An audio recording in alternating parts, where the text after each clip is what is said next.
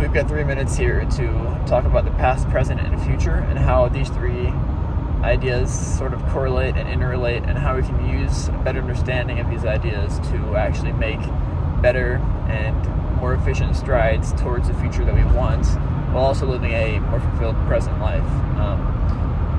So something that I see a lot while I'm looking around, trying to, I guess, see some of the problems that are facing people, that are stopping people from progressing, and also that I see stopping myself from progressing, is really this idea of how the present and future sort of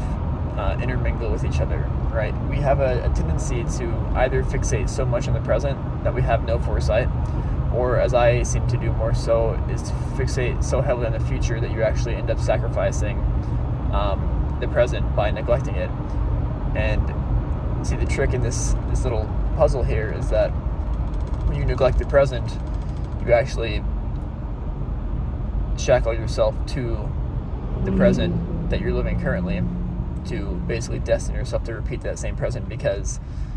it is in fact the present that we experience, that we live, the choices we make in each moment we exist, that dictates the future that we build for ourselves. The present moment is the only real moment we ever have, which is a totally different conversation, a lot more philosophical and theoretical, but it's a true statement, right? The only present moment we have, the present moment we live in, each present moment is the only moment we have, and the future is all projection, and the future only becomes experienced when it becomes the present and no longer the future, right? And the past is likewise all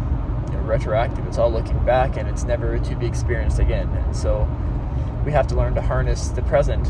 that we live and the actions we take in the present in a way that aligns with the future that we want. And in doing this, you are actually able to then build the future you want, right? Essentially, the more times you sow seeds and the more you nurture and water these seeds,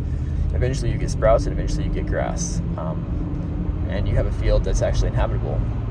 and has some beneficial use. And so, like I said, we have to really better understand how to use the future as sort of an orienting point and a wayfinder, if you will, and sort of a gauge of how we're doing in each present moment, and then use the present to take steps that align with that future that we want, and progress each day we have to better and more closely realize that future. And eventually, in time, the more you do this, that future, you build up currency for the identity you're seeking in the future, and then the future becomes the present, and you continue that cycle, and that is where you build the future you're seeking, and also where you get to experience it in the present every day you wake up. So that's 3 minutes, 3.5 minutes actually, so that'll be the summary of that for today. But it's obviously literally hours of discussion could go into this, hours of